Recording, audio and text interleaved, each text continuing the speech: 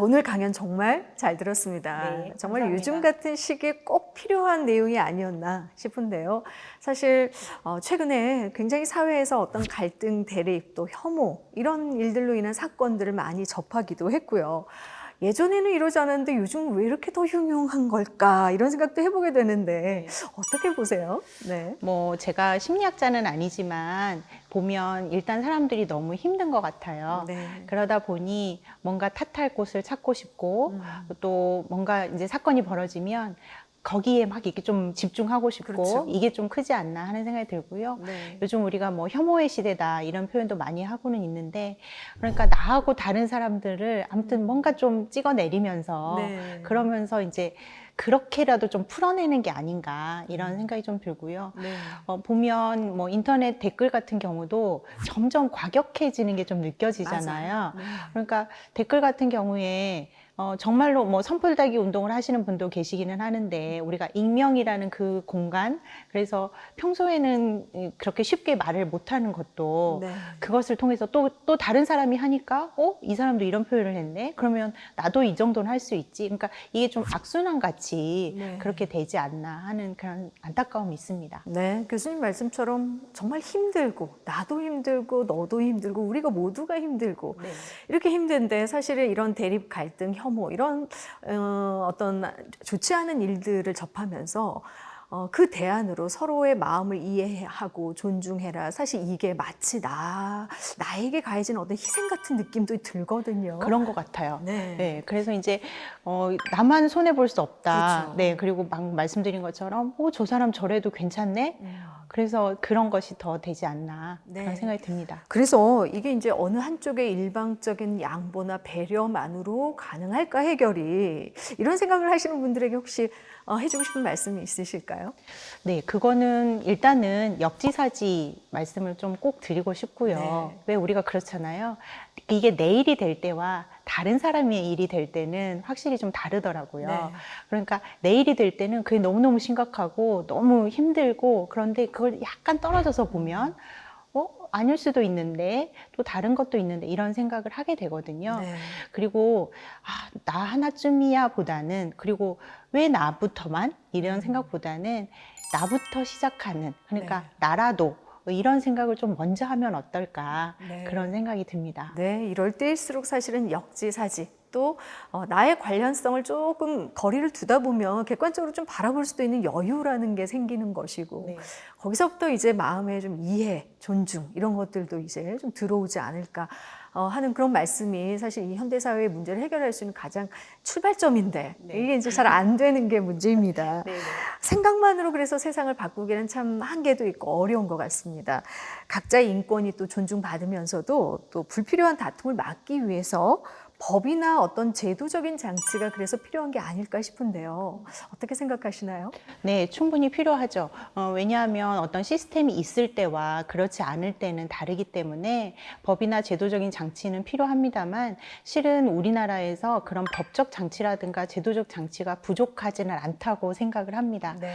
실제로 지금 현재 뭐 학교에서 일어나고 있는 일들도 학생 인권 조례라는 것도 있고 반대로 또 교권 보호 조례라고 하는 것도 있고 이런 것들이 없는 건 아님에도 불구하고 현상이 일어나다 보니까 그러니까 모든 걸 법대로만 풀 수는 없고요. 네. 지금 있는 법과 제도를 잘 활용을 하고 또 그 법과 제도 중에는 분명히 보완해야 될 점도 있을 거란 말이죠. 네. 그러니까 그것들을 그러니까 법이 없으니까 못한다 이것도 아니고요. 네. 또 제도가 있으니까 다 된다 이것도 아니기 때문에 있는 법과 제도를 잘 지키면서 그리고 또 그 법과 제도에서 부족한 부분들을 계속 보완해 나가면서 그렇게 돼야 되지 않을까 하는 생각이 좀 들었습니다. 네, 현재 있는 법과 제도를 실행할 수 있는 부분하고 또 이제 마련되어 있는 이런 법과 제도를 양쪽으로 늘리는 것보다는 보완점, 개선점, 또 시대가 요구하는 부분들을 계속 수정해가면서 이런 제도적인 장치가 마련돼야 한다는 말씀 해주셨는데요. 사회적으로 이해라든지 이런 배려라는 가치들이 부족해지고 없어지게 되면 복지 문제라는 것도 굉장히 어려워질 것 같아요. 네, 맞습니다.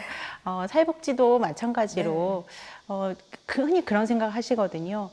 저 사람은 이런 혜택을 받는데 왜 나는 아무것도 못 받아? 그렇죠. 네, 이런 생각을 하시는데 그것도 제도가 없다기보다는 그리고 실은 잘 몰라서 이용을 못 하시는 분들도 많습니다. 네.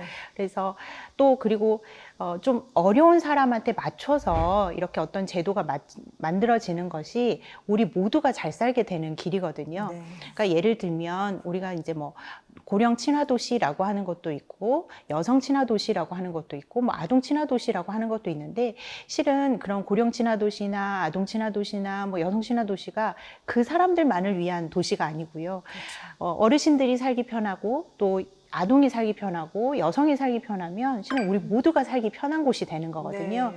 그래서 그런 차원에서 왜 저 사람만 어떤 혜택을 받아? 이렇게 생각하기보다는 그러한 것이 실은 나에게도 도움이 된다. 네. 이렇게 생각하면 어떨까 하는 네. 생각이 들었습니다. 그게 바로 우리 공동체가 상생하는 길이겠다라는 네. 생각이 듭니다.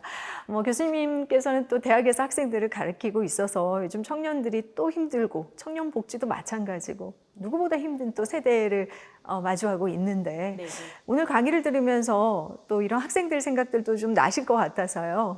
강의를 마무리 짓는 한 줄 평, 또 학생들에게 해주고 싶은 말씀들 있으면 한 말씀 해주시죠.